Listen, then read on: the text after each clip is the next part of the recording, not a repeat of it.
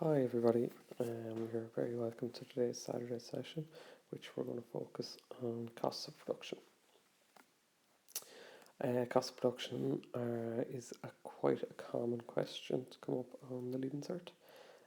It's something that can come up on its own as a question on costs, literally costs of production, but it also is vital that you understand the cost of production as a part of your market competitions as well, such as perfect competition, imperfect, oligopoly, monopoly, price discriminating monopoly. At the heart of those is the same ideas and the same principles related to costs of production. Again, it's been a very, very topical subject this year due to supply chain issues and raw materials increasing in price, costs of productions increasing in price and causing obviously inflation.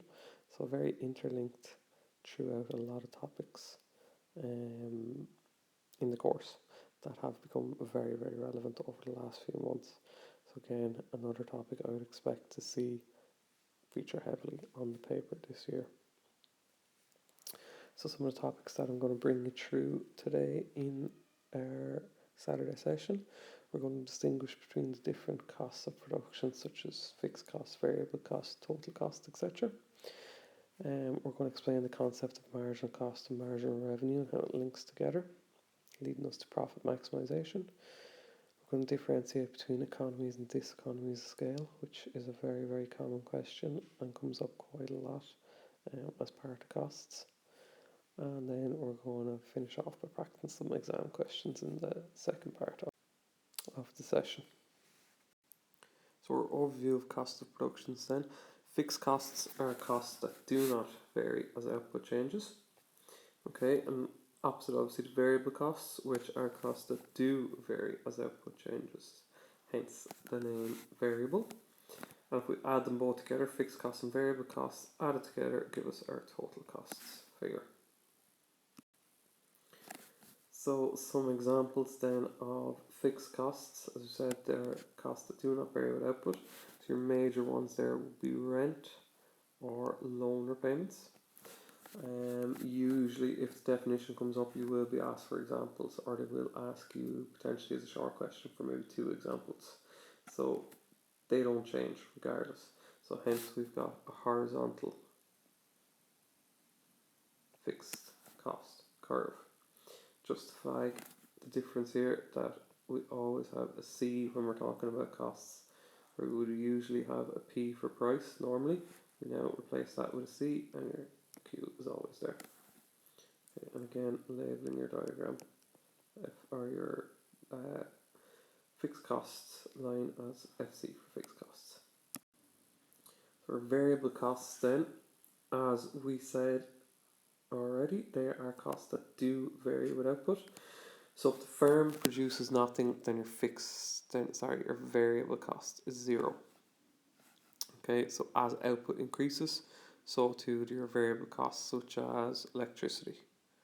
Alright, very topical at the minute. Raw material costs, maybe labour costs of the firm. Those 3 examples. So again, these costs vary depending on the size of the quantity produced. So when you look at it in your diagram then, okay, it is an upward sloping curve. Okay, so similar to the supply curve. As your quantity increases, so does your cost. The more you produce, the more cost. The higher the variable cost as you're producing more. So for example, the more products you produce, the more electricity you're going to use, hence your electricity costs are going to increase. So some other costs then that might come up as part of a short question or potentially part of a long question. You've got explicit costs and implicit costs. So explicit costs are straightforward enough. They are what we would consider costs. So they're the costs incurred by a firm when they pay basically an amount of money for something. So for example, they pay their electricity bill of €100. It's an explicit cost. It can be seen. Implicit costs then are different. So it's assumed that the cost is implied, but it's not explicit, so you're not actually paying out. So it doesn't involve paying out money, but it is implicit as it is money that's not received. So, like we've seen throughout most chapters, opportunity cost or the cost of the foregone alternative. So, for example, implicit cost would be an implied cost that may be, it could be the money that could have been made in a different business instead of the current one. Okay, so it can be a bit of an abstract concept, but just something to be aware of. Again, example will probably explain it a little bit easier than the definition. So we move on then to the short run and the long run. This is a concept again that students can find a little bit tricky. They're two time periods. They're two time periods that we need to get our head around, that the definitions really are the most important part. So the short run is defined as a period of time during which at least one of the factors of production remains fixed in quantity. Okay, whereas the long run is a period of time which is sufficiently long enough to allow all the factors of production to remain variable in quantity. So the importance of this then, in terms of short run and the long run, is the fact that in the short run producers have some fixed costs, while in the long run all the producers' costs are variable. Okay, so in terms of questions, which we might see later on in the video, a producer must cover their variable costs in the short run to stay in business. And you can be asked that sometimes. What must the firm cover in the short run to stay in business? And you'll be given figures. And that's important that you know that they must be able to cover their variable costs in the short run, and then in the long run they must be able to cover all costs. So if we look at a worked example here, we have got two examples. We've got Tom's restaurant and we've got Mary's restaurant. They both have the same fixed costs of $750. They both have the same variable costs of 1,000, which gives them both of total costs of $1,750 each. However, difference being, Tom's restaurant has a total revenue of $1,500, whereas Mary's only has a total revenue of $900. So both restaurants are running a loss. Okay, their costs are greater than their revenue. So if you're asked what is the company's shutdown point, or basically who should stay in business in the short run, should both of them close down? Should one of them close down? Should neither of them close down? And the answer is what we looked at in the last slide, the idea of covering your variable costs in the short run. So in your answer, we can see that Tom has 1,500 total revenue, which is obviously greater than the 1,000. Okay, whereas Mary's €900 is less than 1,000. So Mary is not covering her variable costs in the short run, whereas Tom is. So if the question asks you who should shut down in the short run, the answer is Mary should shut down, but Tom should stay open. But why is that? Okay, simply because even though they both have the same exact costs and both are making a loss, Tom's revenue is covering his variable costs in the short run, whereas Mary's is not. Therefore, Mary's restaurant must shut down. So any revenue generated above Tom's variable cost can contribute towards paying his fixed costs, i.e. the loss by producing would be smaller than by closing down. Okay, so Tom stays open in the short run, Mary closes down in the short run, simply because Mary is not covering her variable costs. So both the short run and the long run both have curves then that you need to be able to draw and you need to be able to explain. Both are kind of a bowl shape, one of them is slightly flatter than the other. So the short run average cost curve is more of a deeper bowl shape. So as you can see here, it slopes downwards from left to right and then starts to slope back upwards. Okay, so cost will decrease at first and then they'll start to go back up. Sometimes you can be asked to explain that. Okay, why does it slope downwards? So it slopes downwards due to the division of labour or specialisation. So basically costs decrease because specialisation happens. Workers become more efficient, so output per worker increases, so your average cost falls. But then it reaches a point where costs start to rise again, and that happens to the law of diminishing marginal returns, which is a definition that is well worth learning. And that states that as more units of a variable factor are added to a fixed factor, the extra output from each of the extra units of the variable factor will eventually fall.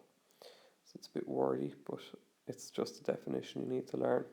So essentially what happens is your average cost rises there. So that could be a situation that you've got too many workers and they're actually getting in each other's way, and therefore their productivity falls. So average cost rises.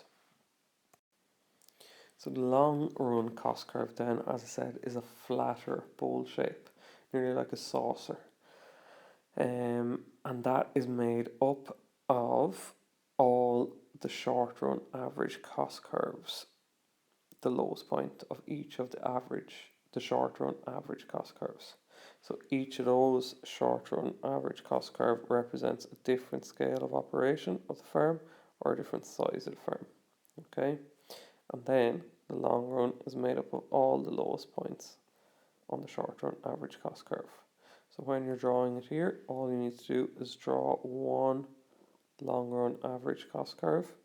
So one flat kind of saucer shape and a smaller saucer shape then, smaller bowl shape as your short run average cost curve. You can label that one 1 if you like. You can draw another one here, label it 2, and so on. You can keep going. 3, but 1 is enough. Okay, so I would actually keep it simple and just keep it to the first one. Alright, so I wrote all this stuff for you. Keep it very, very simple. Just draw one short run average cost curve and one long run average cost curve. Okay, and keep your definition simple then as well. Your definition is absolutely fine with the first point that I've highlighted here. So this one, what does the short run actually represent? A different scale of operation, and then the long run is made up of all the lowest points of all the short runs. So you need both of those points to get full marks in an explanation. Sometimes it can be also asked the shape of it. So again, why does it slope downwards and why does it slope back upwards? So the reason it slopes downwards is due to economies of scale. So there are costs savings. So that's important. Anything with economies in the heading is a saving as the firm grows in size. And then it slopes back upwards due to diseconomies of scale. And they are cost increases as the firm grows in size. Okay, quite common. And we're going to go through them now in the next slides. So both economies and diseconomies of scale are subdivided then into internal and external. So you've got internal economies of scale and external economies of scale, and then you've got internal diseconomies of scale and external diseconomies of scale. Alright. So internal economies of scale, the definitions are really, really similar. You're just switching the word decrease and increase. Okay, so the definitions are the same, you're just swapping that around. So internal economies of scale are those forces within the firm. Alright, so that's the internal idea. So it's within the firm that decrease average cost. Okay, as the firm grows in size or as the size of the firm increases. And then diseconomies will be the opposite. They're those forces again within the firm. They increase cost. This time increase average cost as the size of the firm increases or as the firm grows in size. So some examples of internal economies of scale. So again, the ones within a firm that cause average costs to decrease as the firm grows in size. So you've got financial economies, will be things like larger firms have access to maybe greater source of borrowing so they can get cheaper loans. Second one, construction economies would be basically it's cheaper to build a larger factory or a larger building per square foot. Economies arising from specialization of machinery. This would be something like new technology which is able to produce more and means cost is spread over greater output as you're becoming more efficient. Specialization of labour then would be again workers being trained for specific tasks, becoming more specialised, hence becoming more productive, so average cost will fall. Purchasing economies, again, a large firm may be able to avail of bigger discounts, such as bulk buying. Marketing economies of scale, it may include things like savings in advertising as they become bigger, that they can spread over a greater number of units. And then the distribution economies would be, again, if you've got a larger volume of production, they may be able to look at more efficient transport links and delivery systems, etc. So internal diseconomies of scale then could be things like managerial diseconomies. So it could be things like if the firm grows in size, they might need more management to deal with this, and sometimes that can actually lead to less productivity. There could be a lack of morale in terms of employees. So as the firm gets bigger, it may result in poor staff morale. They may become disillusioned with the process. They may lack motivation, and then that can end up with costs increasing. And you can often then get maybe a high proportion of non-productive employees maybe because of that. Again, due to the fact that there's a lack of motivation, they might become less productive. And if they're less productive, costs are going to rise. So external economies and diseconomy of scale then are again very, very similar definitions to internal. We're just swapping out a few words again. So external economies of scale are those forces outside of the firm that decrease average cost as the size of the industry increases. Alright, so that's very, very important. So now it's outside of the firm's control, and instead of it being the firm, it's the industry that increases. Okay, diseconomies of scale are those forces outside of the firm that increase average cost, again, as the size of the industry increases. So same idea, diseconomies increase average cost, economies decrease average cost. So some examples of external economies of scale. You can get maybe the specialization of the production of components, which can cause cost decrease. The industry expands in size, more service industries spring up around it, and that can cause costs to decrease. As the industry expands, education and training institutions are often established. Right, and again, they will provide skilled workers required by the industry, causing costs to decrease. Specialised R&D, research and development firms will be established to service that growing industry, again, generally improving costs. And generally then, if the industry grows well enough, the government may be encouraged to improve infrastructure, things like broadband, roads, rail, etc., which again will make everything more efficient and cause costs to decrease. There's external diseconomies of scale then. Some examples of things that could cause costs to increase could be, for example, a shortage of raw materials. Alright, the industry could suffer from that. Costs will increase if that's the case. As output increases in industry, the supply of skilled workforce required may not be able to keep up with demand. So if that's the case, costs can rise. And again, as a kind of a flip to the previous point, on the last slide, the expansion of the infrastructure may not actually keep pace with the expansion of the industry. So there's that period in between where the infrastructure is not able to keep up with the industry, and therefore costs can rise. So if we look at this very briefly, the relationship between marginal cost and average cost.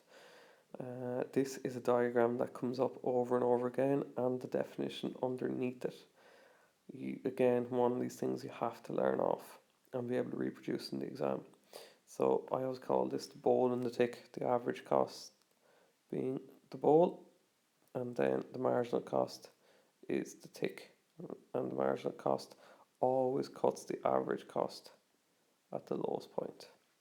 Okay, so if I drew it here beside it, C and a Q straight away, I draw kind of a flat average cost, as I've said before, kind of like a saucer, and then my tick being the marginal cost, always cutting it at its lowest point. Alright, so your explanation then, if I rub this out, because I'm going to use this diagram to explain it a bit further. Your explanation then is when marginal cost is greater than average cost is rising. So we're looking at this point here, marginal cost is greater than average cost here. Alright, so average cost is rising in this point. Marginal cost is less than average cost. Okay, then average cost is falling. So when we're here, you can see that average cost is falling. And then when marginal cost equals average cost, then this is this point. Change colors. So here, you say then that average cost is at a minimum or it is constant. Okay. So even if that makes 0 sense to you, that is something that can be reproduced in the exam. Right? It usually just comes up to either ask you to draw it and explain it, or sometimes just explain it and gives you the drawing, and literally what's on the screen can be reproduced. Alright, if I rub that out again, that's just what your diagram looks like. Very, very simple. Your tick and your bowl.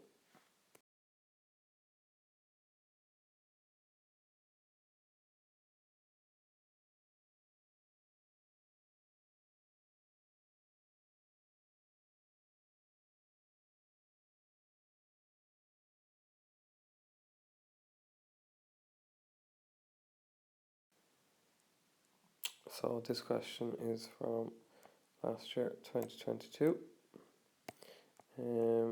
Question 14. So the cost of building a house has risen by 30% in 2021.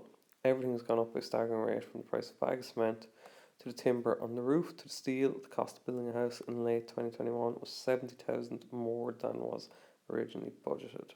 So you're asked to explain the term cost push inflation with reference. Okay, I always want to flag that with reference to the statement above. So what that means is you need to reference something from the question. So cement, timber, steel. Okay, in your answer. So at this stage we should be very aware of what cost push inflation is. So it's literally the increase in the average price of goods and services caused by the increases in the cost of production. Right, and those increases in cost of production then are always passed on to the consumer. Okay, so in this answer we can reference anything from the question, all right, as with a reference to the statement. So what I would say, for example, the cost of housing, raw materials such as cement, timber and steel have all increased in price. And that led to the increase in cost of production, which led to the increase in house prices across the country. Very simple. Second part of that question then asks you to Choose by means of a tick which type of cost best describes each of the following and explain your choice. So we've got bags of cement, we've got carpenters, and we've got the purchase price of the construction site. So you have to decide which one is fixed or variable, and you have to give a brief explanation then. Okay, so remembering fixed costs, the cost does not change as output changes, whereas variable costs, it does change as output changes. Okay, so if we look then at bags of cement would be a variable cost. Why? Because the more houses you build, okay, the more cement you're going to use. Alright, therefore your costs of production are going to increase. So therefore cement would be a variable cost, VC. Okay. Carpenters then are labour, right? Again, variable cost. Why? Because again, similar again, more houses that you build, the more labour you're going to need to build those houses. So you're going to use more carpenters if you build 10 houses rather than if you build one house. Okay, so if you need more houses, you're going to need more labour, and that's going to increase your variable cost as your output increases. Okay. Last one then is the purchase price of the construction site. And that one then is a fixed cost. Why?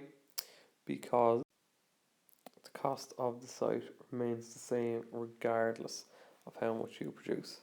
So if you build one house on site, the cost is still whatever you paid for it, so say 100,000. Okay, whereas if you build 100 houses on the site, it was still going to cost you 100,000 to buy it. So regardless of output, your fixed cost remains the same. So the site remains the exact same price regardless of how many houses you put on it. So part B then is a table question, and you have to put in some figures. So figures below represent the cost of building an average 3-bedroom semi-detached house in Ireland. So you're given your units of housing, you're given fixed cost, variable cost, total cost, average total cost, and marginal cost. And you have to calculate A, B, and C. And they're giving you a little bit of space to do that to show your workings. So A, you're asked what is the total cost. Okay, and total cost, our formula is TC equals fixed costs FC plus VC, variable costs. So you add the two together. So 100,000 plus 260,000 equals your answer of 360,000. Very simple. Okay. B then is your average total cost is what you're looking for. And that is literally your average total cost formula. ATC equals total cost divided by quantity. So in this scenario, it is 400,000 is your total cost divided by 2, which is your quantity. So your answer there is going to be 200,000. Okay, we can fill the figures in here if we want. So 360 for A and 200 for B. And then your marginal cost is what you're asked for in C. So it's the marginal cost of the third unit. Alright, marginal cost of the third unit then is going to be the difference between total cost 2 minus total cost 3.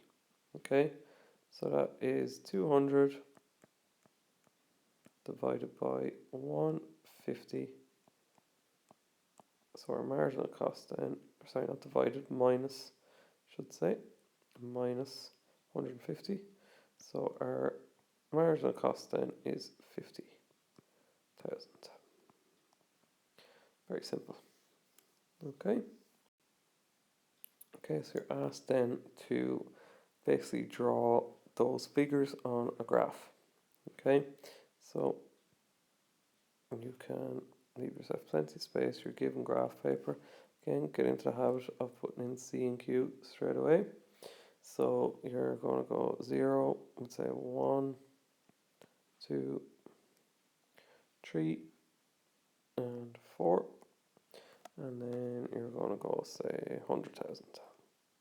Just going to put them in hundreds. 2, 100, 3, 100, 400, 500, and let's say 600. Okay.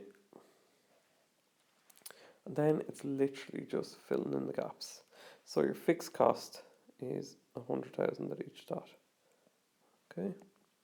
So that's going to end up being a straight line.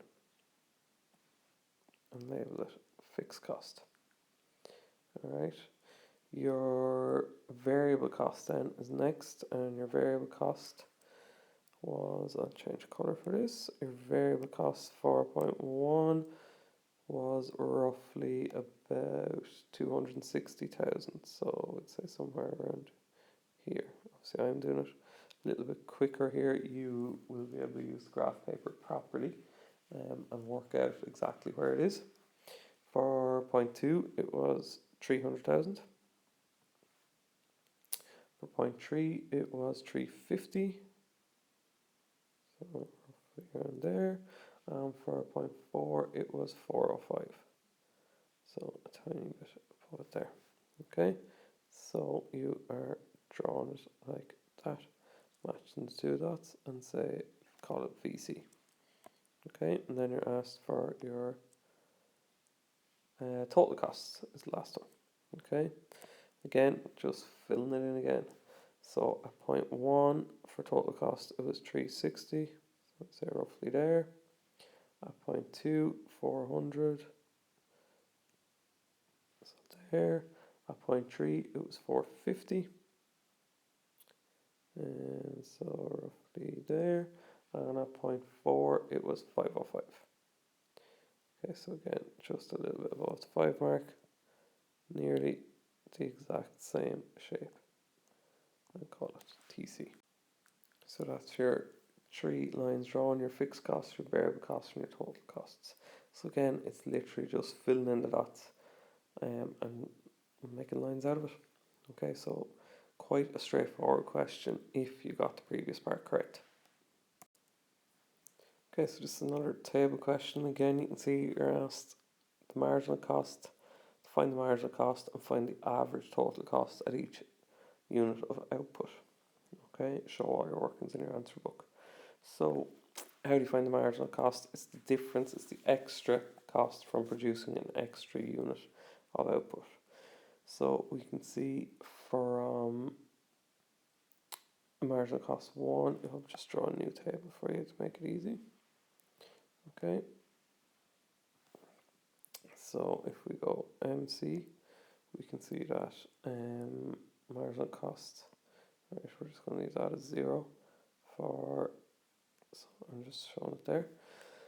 The difference between 20 and 10 is going to be 10. Okay, so the extra cost of producing 1 compared to 0 is 10. The extra cost from producing 1 to 2 is 27 minus 20, so that's going to be 7. Then the extra cost of producing 36 to 27 is going to be 9. 52 to 36 is going to be 16, and then 80 to 52 is going to be 28. Okay, so then if we draw another box for our second one, which is ATC, average total cost, and average total cost, ATC, is your total cost divided by quantity. Alright, so again, if we fill in the figures here, so we go 0 again. 20 divided by 1 is going to be 20. 27 divided by 2 is going to be 13.5. 36 divided by 3 is going to be 12.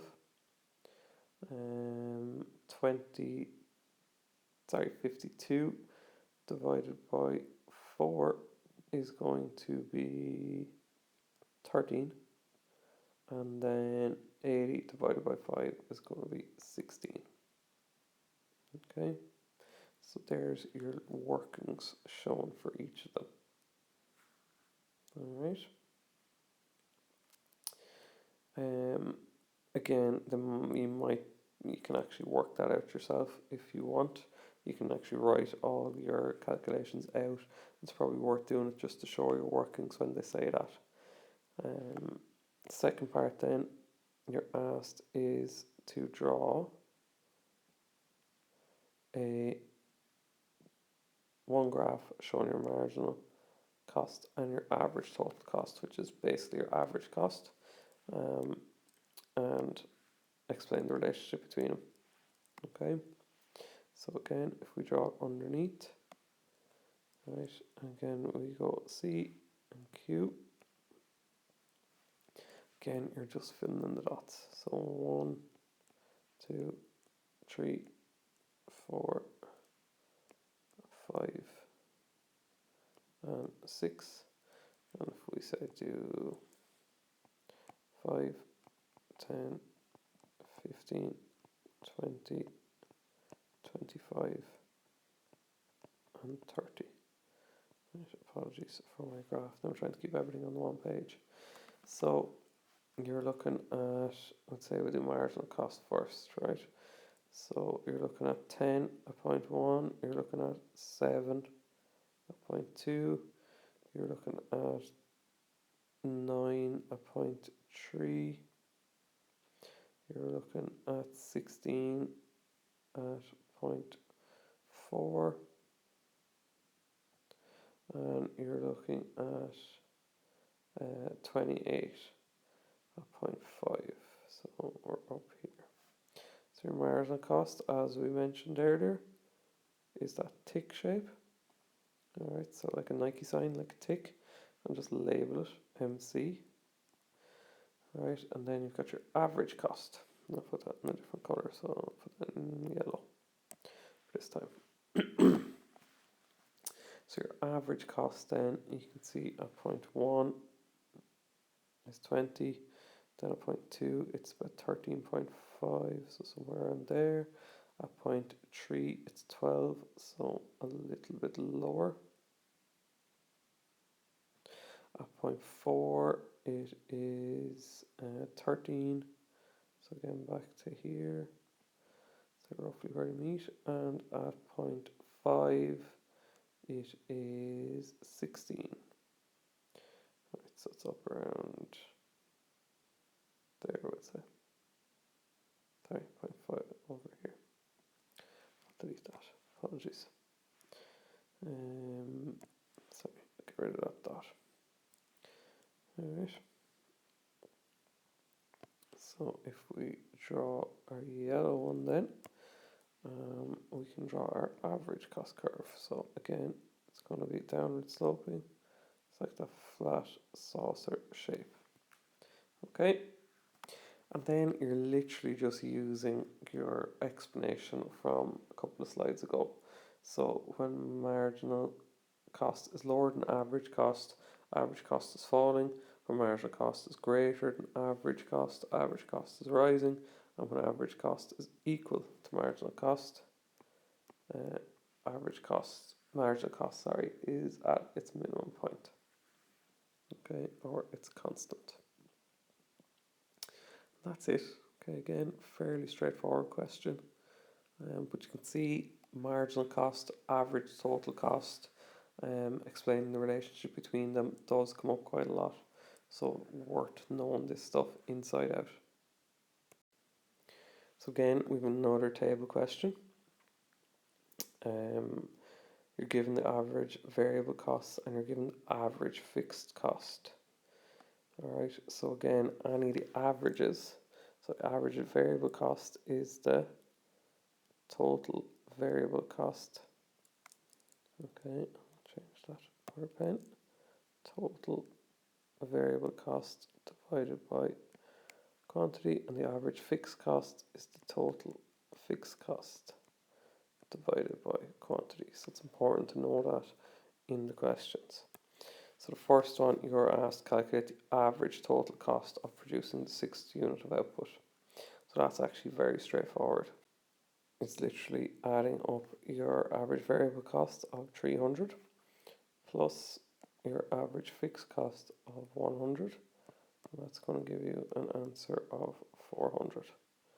Okay, so in terms of showing your workings, you just put that down as average variable cost equals 300 plus average fixed cost equals 100, which equals your average total cost of 400.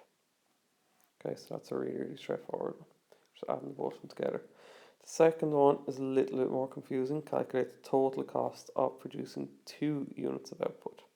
Okay, so a lot of students see this and they see 150 and they see 300. Okay, so together that equals 450.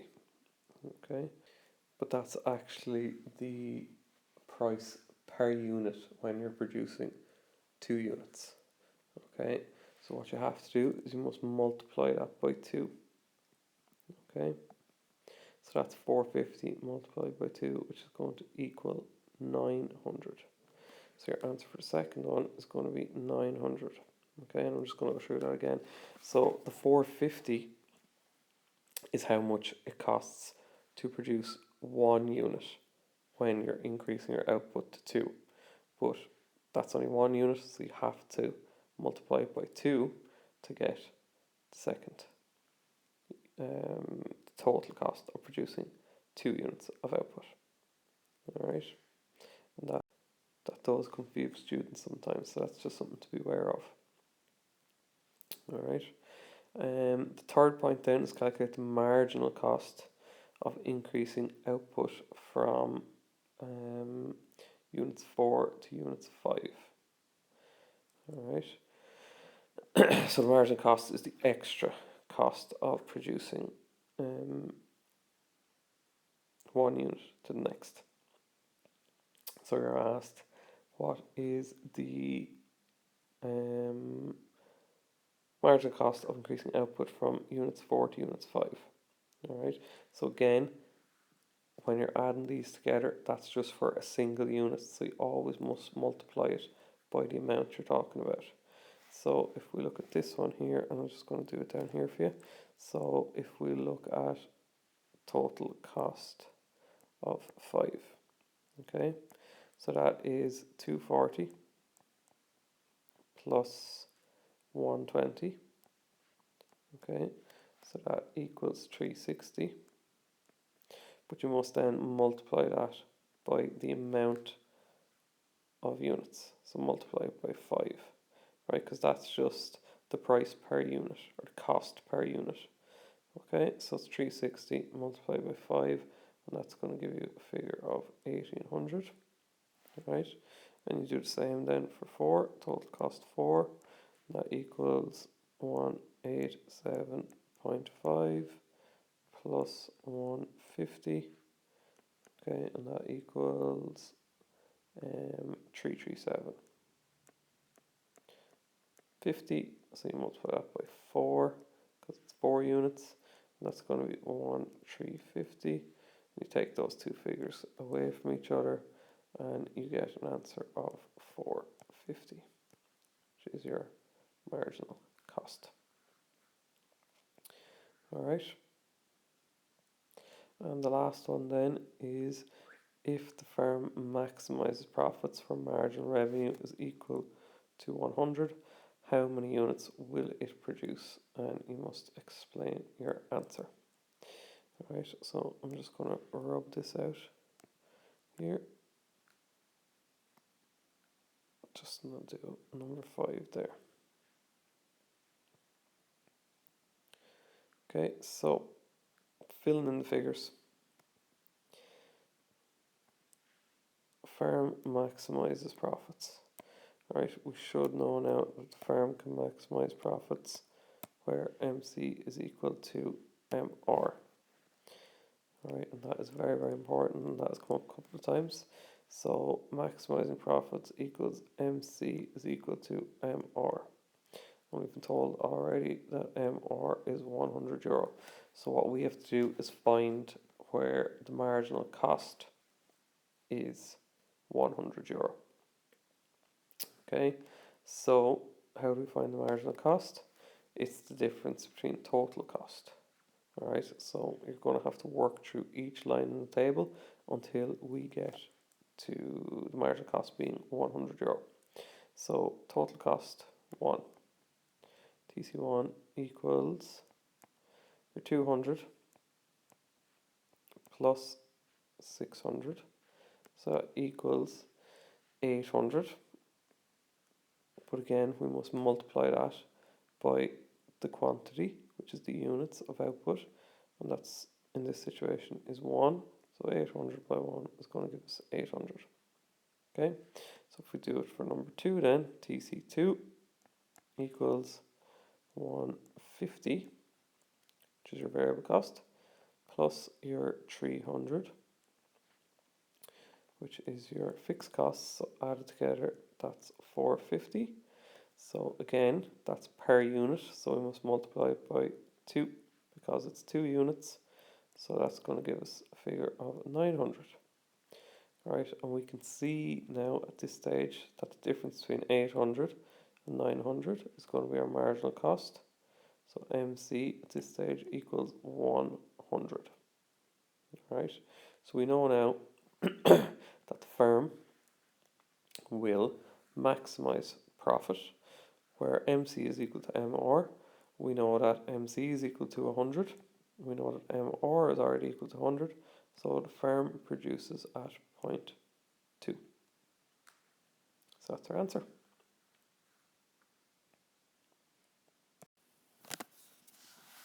So this question was from 2021. It was based on economies of scale. So the first part of it asks you to define internal economies of scale. And the second part asks about outline possible internal economies of scale which could arise for Boeing and Embraer if this merger were to occur. So in the previous part of the question, you were given a brief little statement about Boeing and Embraer joining together and merging together to become one company.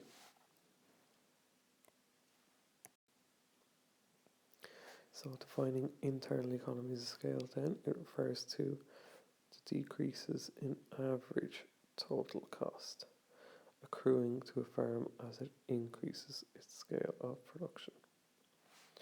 Okay, again, straightforward definition. Make sure you learn it off. And then the second part, the possible internal economies of scale which could arise for Boeing and Embraer. So you just need to make sure you reference that airline industry. So reference Boeing or Embraer in your answers. Okay, so the first one will be labour economies. There may be increased specialisation of workers on their specific tasks, so that increases productivity, which helps to reduce costs. Managerial economies, only the best managers from both firms will be kept on board, reducing the costs of unproductive staff. Purchasing, so it becomes a bigger company now, bigger firm. Okay, so they're larger and thus maybe able to purchase raw materials on a larger scale, so you get your bulk buying. Technical economies, as the firms merge, they may be able to pool resources to afford the most advanced technology, which will reduce production costs again per unit.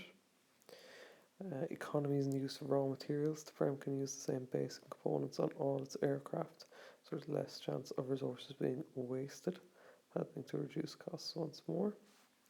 Economies in distribution, so post-merger firms may have more enterprise in more locations, which may result in reduced transport costs for per unit of raw materials and the finished products. So again, anything to do with distribution, you're talking about transportation costs. Marketing economies, then they can spread the cost over a wider range of farms output, thus reducing the cost. And the financial economies, they may have access to a greater range of finance options. Okay, and again, they don't specifically mention too much there about the airline industry, but I would always try and bring that in and make sure that we're getting as much, whatever the question comes up. It doesn't have to be obviously Boeing, but in this sense it was. But probably in the last 4 or 5 years, that question or similar question has come up 2 or 3 times. Okay, where you're asked about mergers and combination of firms. So you're using the same style of questions. It wasn't always the airline industry, could have been the motor industry, but it's really worth focusing on that and knowing what the internal economies of scale are and being able to reference them.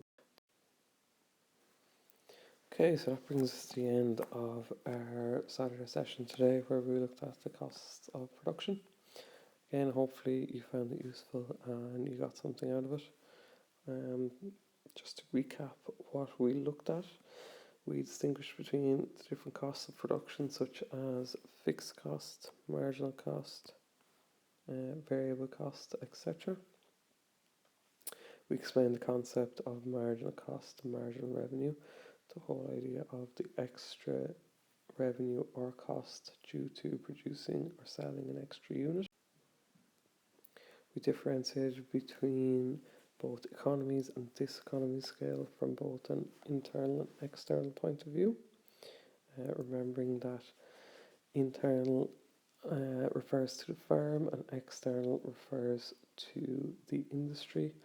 Economies of scale lower your average cost, diseconomies of scale then increase your average cost. And finally, then we practice some exam style questions, focusing on the calculation questions and those involving tables and drawing graphs. So again, hopefully you found this a useful Saturday session.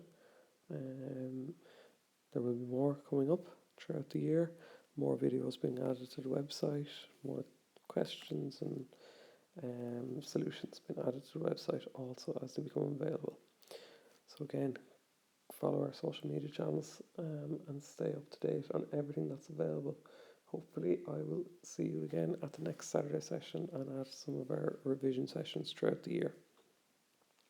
Thanks for listening, guys.